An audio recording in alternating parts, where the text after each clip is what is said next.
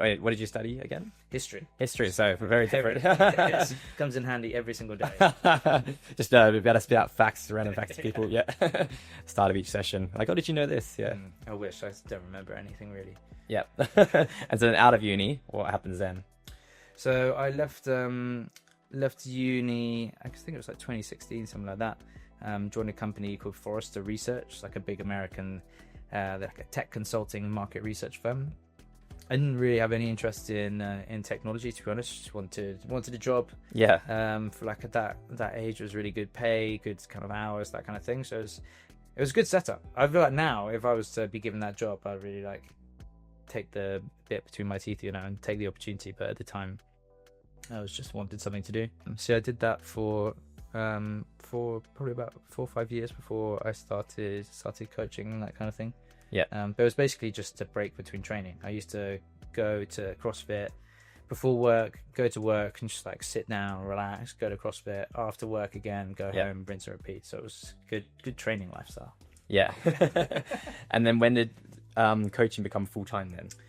After COVID. So just before COVID, I actually moved company. I was still doing a very similar thing, like tech stuff in-house. Actually got made redundant from that, which was like fantastic. And in hindsight, basically the company took on a big investment, hired a load of new people, and they decided they didn't want to take on the investment after all. Yeah. So everyone had been there for a short period of time, got made redundant, and then COVID hit. I kind of set up a social enterprise-y type thing with a friend of mine, where he set up, and then I came in to help him, which made me realize I didn't want to do an office job again. So I actually applied to be a probation officer. Got offered a job as a probation officer. I was going to start that at the end of COVID, and then I was just training at Lower back then. And Mike, the owner at the time, was like, "Well, if you want to coach, you can have that." Yep. So there was a brief period of time where I was kind of tossing up between being a probation officer and being a weightlifting coach. Obviously chose weightlifting coach. And then so went into that. I guess that'd be 2021, something like that. 2020. Okay. 2021. Yep. Yeah. So not actually that long ago, really, in terms of coaching time. Yeah. And what were the kind of clients that were you having? With the complete beginners? Were they more on the athletic side?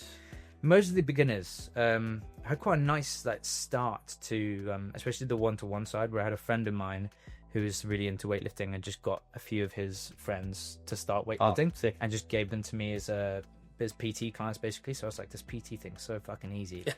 Had this guy who was doing I had multiple people doing 3 sessions a week, just to learn weightlifting. I was like, that's so easy, man. Yeah. I think they both of them moved to America or something after 6 months. So I was like, oh, fuck. Yeah. But yeah, it was mostly new people in terms of one-to-one, and then the classes were just a big mix, kind of similar to how they are now. So you get a real mix of people. I definitely found that hard at the start. Anyone who'd done any weightlifting, I was nervous to coach, even though they'd done much less than me. You just get scared to offer people advice if you feel like they know anything. But after a while, it was fine. Yeah. And was it just a weightlifting gym back then as well? Just weightlifting. There were some powerlifters. They just did open gym. Yeah. So there's no coached powerlifting. There was just a little corner of the gym where people did powerlifting. But it was just weightlifting classes. It was all just a club program. So that 60-minute style that we have now. Yep. Just that. And then people doing open gym as well. Yeah. Just a quick announcement before we return to the podcast. If you're enjoying this episode of Midweek Motivation, you may be interested in checking out the Midweek Motivation newsletter, where every week I'll share with you a useful lesson on resilience, mindset, or fitness, or health in general, straight to your inbox. You also receive a free workout of the week, useful resources, and the latest videos that I've got up there. And just if you want to keep updated on my life, you'll find everything there. If you're interested in that, go ahead and hit the link in the description below, or go to Substack and search up Midweek Motivation. All right, let's return to the podcast. And then what that period where you decided to, I guess, buy the business from there, what was that process like? How did something go from coach to... Yeah, it was nuts. Basically, I was looking at setting up my own gym. I was actually always wanted to set up my own gym. That was always the end goal. So before I started coaching, that was also something I was exploring back then. So before I'd ever worked in fitness, and then decided to kind of get some experience in the game. Yeah. So put that on the back burner for a while. So I was looking at leaving and doing my own thing, and the previous owner, I think, just didn't want to do it anymore, essentially. So the opportunity came up to buy the business rather than setting up my own. And I really enjoyed coaching and stuff there at the time, so it was a no-brainer really for me to to take it on. So Yeah, well, easier just did to a little switch. have something that's already there, right, than go completely from scratch. Yeah, for sure. I mean, it's very once you I was very naive in the way that I bought the business. I would say once you get in there, you realize it's not as easy as you think it's gonna be. No. But I think overall, probably if I was to go back and if I was going to start a gym again now, I think I probably still would make the same decision to buy something that's already started. But there's trade-offs to everything, you know. Of course, yeah. And did you like already have previous like business experience at all? It's just you just learned completely on the job.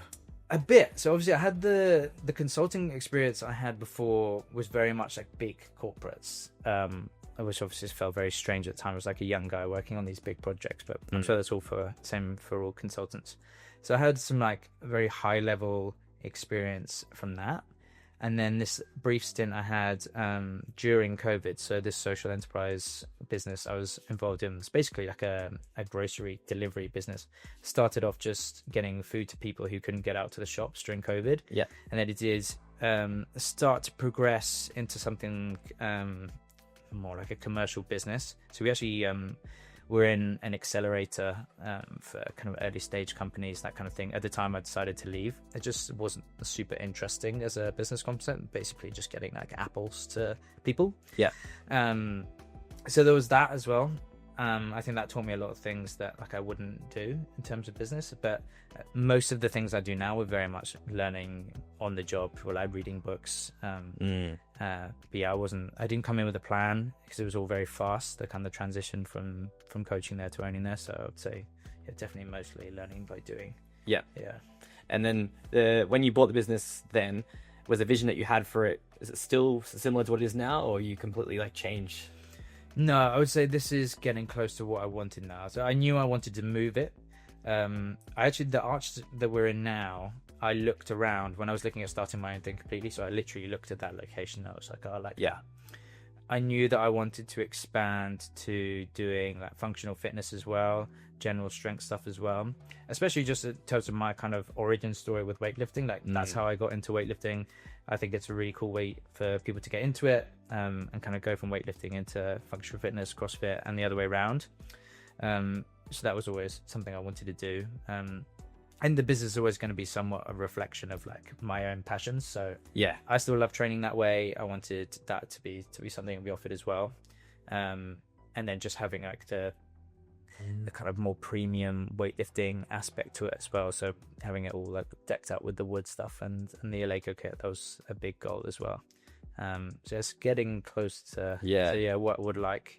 And showers, that was obviously as well. Yeah, no, I think I fell in love with the gym when I came. So I literally like a year. It's May 2024. It's May now. So yeah, so that was pretty cool when I discovered the gym. It was like the first thing I came in before I even started looking for jobs. Like, all right, gotta find a way to the gym. Yeah. So I found that, and I mean, I took a bit of a break from the gym to I guess where I work now, but now coming back, it's good to be in that vibe and that community. It's just completely different from a commercial gym that I've never trained or worked at before. So it's great. Yeah.